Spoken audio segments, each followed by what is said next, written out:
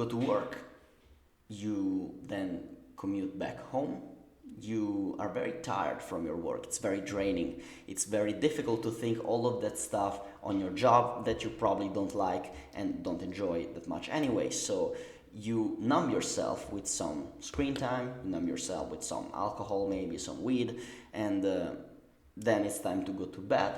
You wake up again and you repeat the cycle of misery. You're wondering why your life seems dull, boring, and meaningless. You are not doing anything to make it better.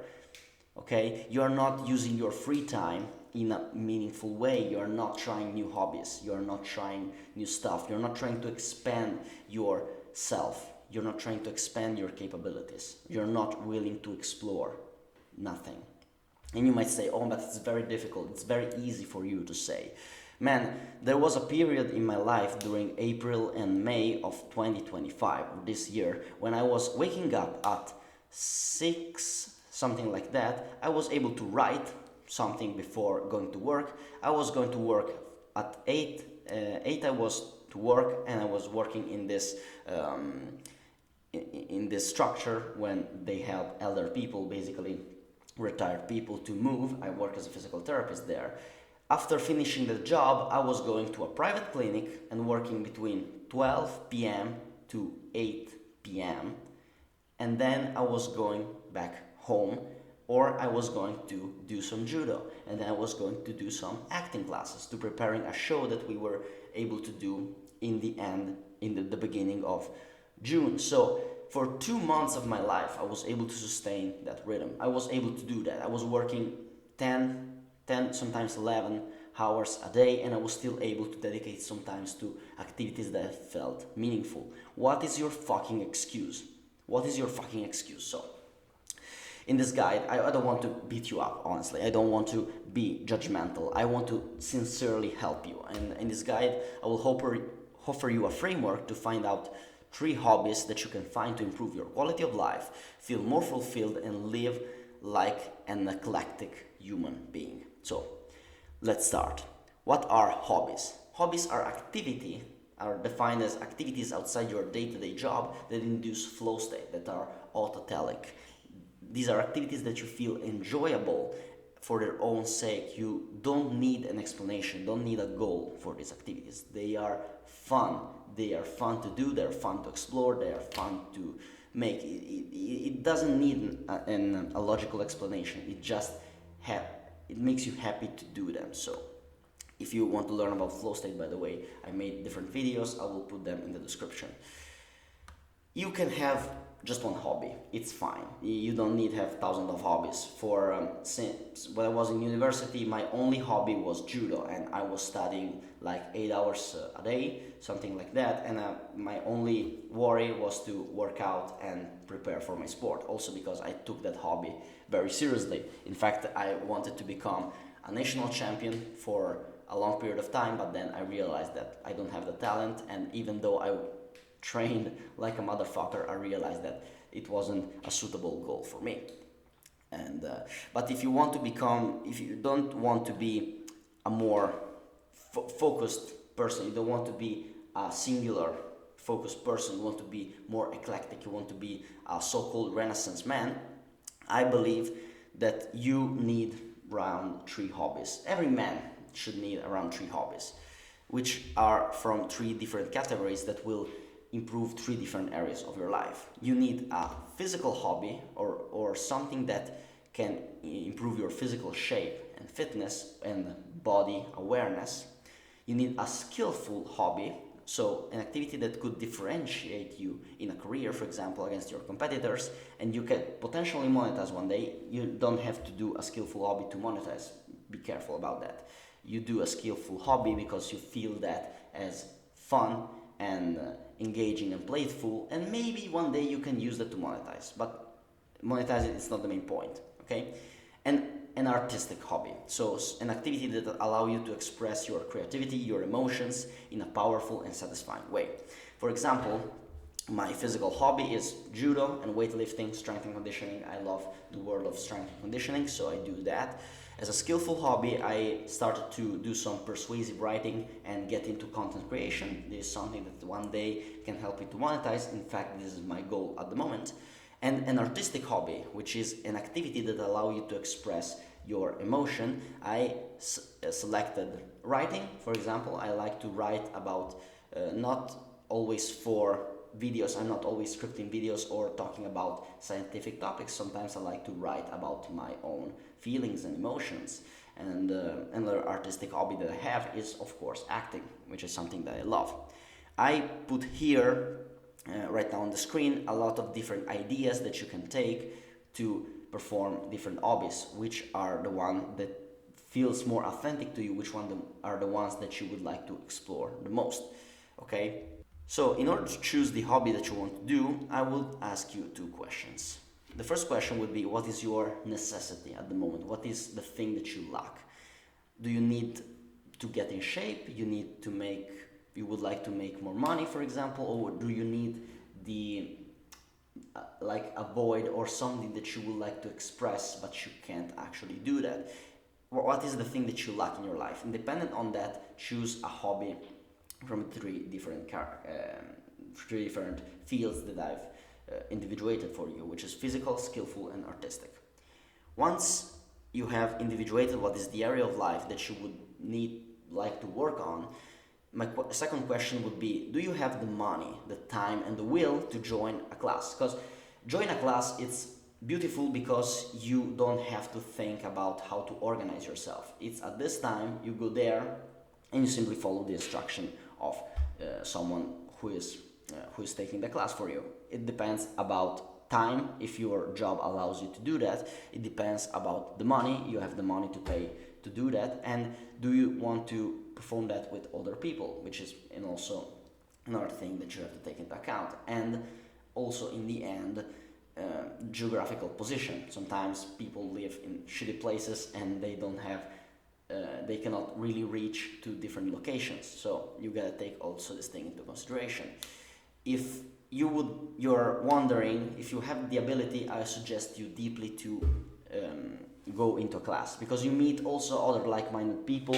You may find a new community, you may find new friends. It's very beautiful to join classes. In fact, when I started to take acting classes, I met a lot of amazing people which are my close friends right now. So highly recommended to join a class. But if you don't want to join a class, I will give you some advice of how to insert the hobby inside your new schedule. So before going on with the video, I want you to have precise what you want to dedicate yourself as a hobby. And it's kind of commitment. It should be playful, it should be a commitment, it should be playful, it should be funny to do that, but it's also commitment. It's also something that you need to put a little bit of effort into it. It won't come easier, okay? So, whatever hobby would be hard in the beginning. And I know that hobby should feel easy, you should have fun with it, and it's fun, but it will come after that you will be able to endure a little phase of suck, quote unquote suck.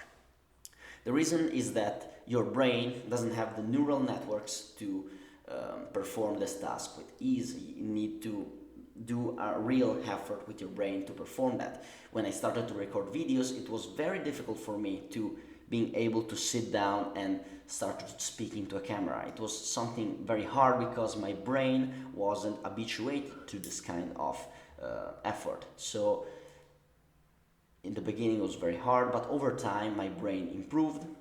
The brain, in fact, is plastic. It can change over time based on the stimulus that it receives, so it improves and it becomes easier to perform tasks. Just like going to the gym. You go to the gym, in the beginning it's very difficult to perform that with a certain weight, then you become bigger, your muscle becomes stronger, and it becomes much more easier. The brain works basically the same. The more exert you perform to do the task, the more neuroplasticity you're going to trigger, which means more neural adaptation and more ease to perform the task. How much time will it require to form the neural, the neural networks in order to be easier to perform the task?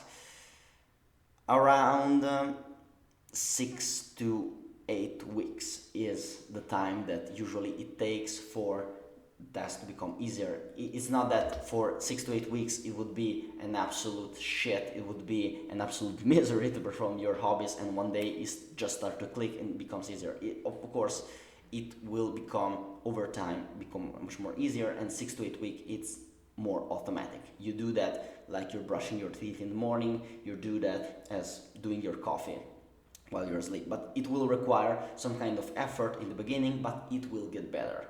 Remember that. It's very difficult in the beginning, but it will get better once you create the habit.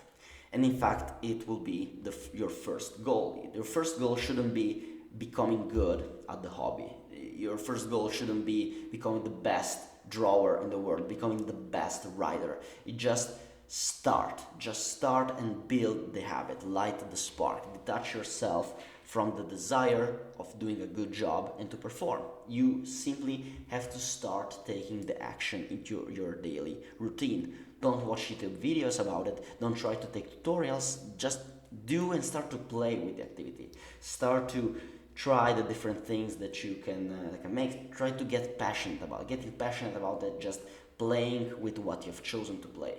Okay?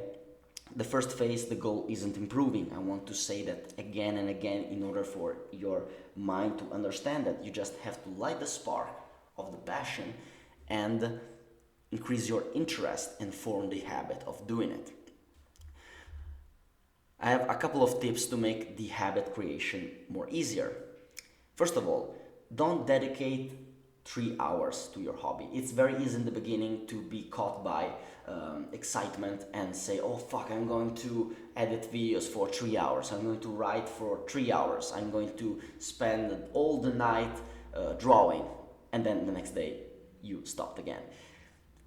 I will help you to understand how much time to dedicate with a question. So, if I tell you that in order to enjoy the activity, you need to perform it every day for at least 2 months, remember the neuroplasticity and the law of creating neural networks, how much time would you dedicate to it every day? Let's say you're doomed to do that every day, but you decide how much time to dedicate. How much time would you decide? 2 minutes? 10? 5? Doesn't matter. The least, the better, okay? Remember, the goal is to build the habits. Even if you dedicate 2 minutes a day, it's fine. The important is that you do that consistently and you build the neural habit. The second advice that I would give you is that do it as the first thing in the morning as you can. It's better to do that in the morning because once you wake up, your brain is charged with dopamine and other neurotransmitters that improve focus and behavioral reinforcement. What do I mean by that? When you perform something that gives you satisfaction, your brain remembers it and it says to you, oh, this thing is cool, we need to do that again, okay? And the neurotransmitter that says this message in the brain is dopamine. You have more dopamine in the beginning or the day. I say that in a very simplistic way, but basically you have more dopamine in the beginning of the day rather than dopamine at the end of the day. So it's more likely that you will reinforce habit earlier in the day than later in the evening. So do your solo hobby first thing in the morning. Your brain will have more dopamine to reinforce your behavior and increase the likelihood that you're going to do the thing the next day. If you can do this in the morning, try to stack your habit after a meal, before bedtime, or after an activity that you cyclically perform. So that, for example, after lunch you have 1 hour break, perform it after your lunch break because you will associate one activity that you already habitually do with a new activity. So I, for example, take a tea at 6 p.m. After I've took my tea, I will do the activity that I decided. For example, try to stack it after something that you already habitually do in your daily schedule. The third, it would be use a checklist to sign your progress. So on your calendar, put a check on the days that you practice your hobby and don't put anything in the days that you haven't. This is an example. It will give you a visual cue to remain engaged. It will give you a feedback that will give you also satisfaction. And satisfaction will release dopamine that will reinforce your behavior and increase your likelihood to do so.